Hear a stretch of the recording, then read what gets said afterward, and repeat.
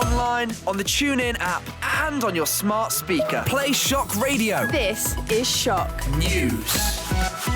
It's 10 to 11 on Sunday the 15th of February. I'm Alfie Mulcahy with your Shock News update.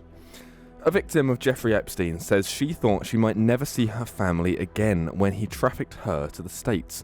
Juliette Bryant was just 20 when she met the convicted paedophile at a restaurant in Cape Town.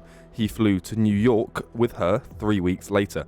She says he first assaulted her just hours later on another flight, while those who recruited her looked on. They saw and they just laughed. So I was really, really petrified. It really changed me, the whole thing, going through this. And I just didn't know what to do, and I just really thought that I was going to die. The Foreign Secretary says Russia's aggression is a persistent threat that will not go away. Yesterday, the UK and 4 European allies revealed Putin critic Alexei Navalny was poisoned with a dart frog toxin when he died in prison 2 years ago.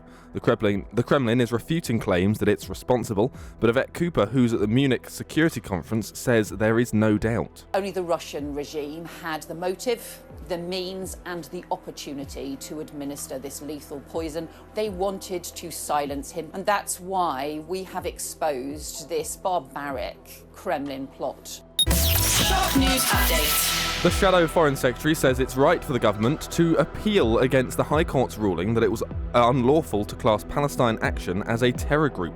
On Friday, judges called the prescription of the group disproportionate and a significant error by the then Home Secretary Yvette Cooper last summer.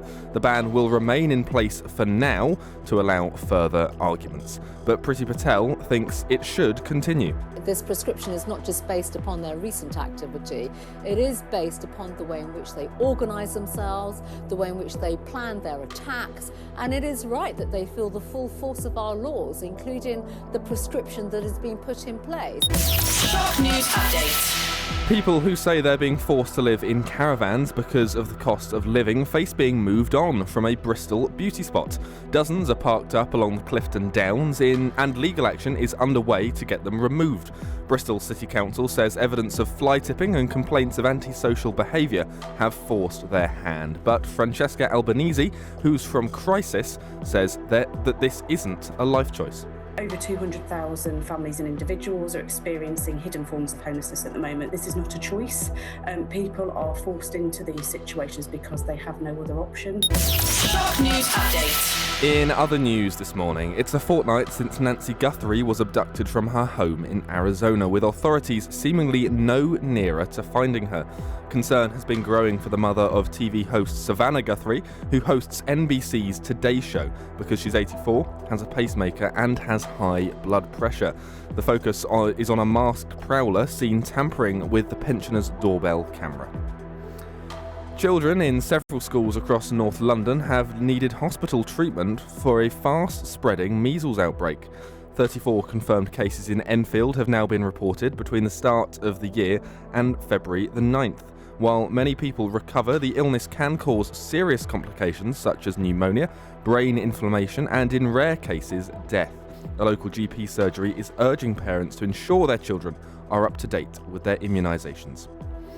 And Larry the Cat is celebrating 15 years as Downing Street's chief mouser. The tabby is currently serving his 6th Prime Minister.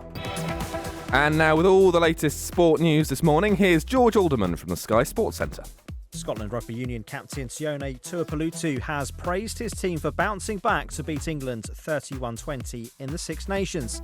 It came just a week after a shock opening defeat to Italy in Rome. There were some things that we couldn't get out there against Italy because of the conditions and everything, and also credit to Italy, they were better than us on the day. But for us to regather and internalise everything and not let the noise affect us as a group, I just want to credit everyone inside the building for the work that we put in this week to get a performance like that. Well, Ireland beat Italy 2013.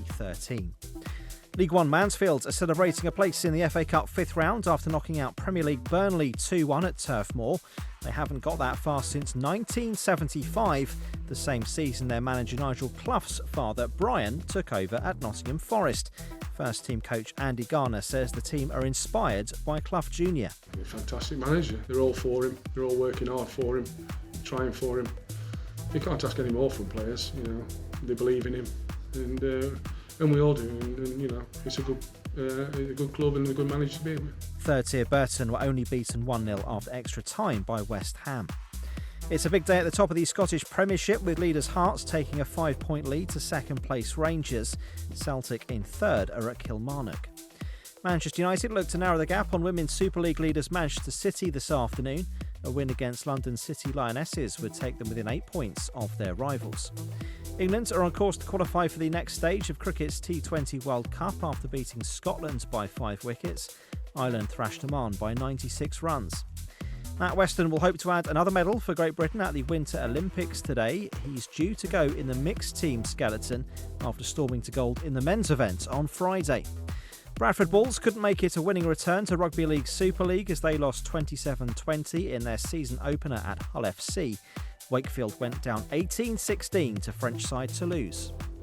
Shock News Update. Thanks for that, George. Let's have a look at this morning's papers. The Sunday People reports that the UK's findings that Russian opposition leader Alexei Navalny was killed by a dart frog toxin. The Sunday Telegraph also covers that story, adding the killing was on the orders of Vladimir Putin. Likewise, in the Sunday Times, which quotes Alexei's widow, Yulia Navalnya, who's accusing the Russian leader of being a murderer. The Observer is celebrating Team GB's skeleton gold medal at the Winter Olympics, taking a look back at the history of Britain's success in the sport in the 90s with Kristen Bromley, also known as Dr. Ice. The Sunday Express writes that more than 100,000 elderly people will plunge into poverty once the rise in state pension age starts in April. The Sun leads with more details from the latest drop of the Epstein files. The Mail on Sunday claims police chiefs and ministers face several new demands for an investigation into Andrew Mountbatten-Windsor's role as UK trade envoy.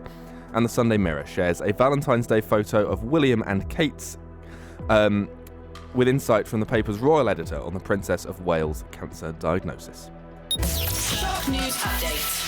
And finally, a familiar face is heading back to Albert Square. Ross Kemp will be reprising his role as Grant Mitchell in EastEnders for just a short stint. The soap says he'll make a dramatic return to Walford after receiving a phone call from his estranged son, Mark. Kemp returned earlier for the show's 40th anniversary last year. Shock weather. Rain will be clearing during the course of the morning. A few brighter spells emerging from behind them, but mixed with blustery showers, which could be heavy and perhaps locally thundery. Milder than Saturday, maximum temperatures of 7 degrees Celsius. That's it for now. There's more Shock News online, and I'm back at 1 o'clock for Alfie Mulcahy on Sunday, today joined by Oliver Sykes. Ollie's House is next, after this. Shock, Manchester's biggest student radio station.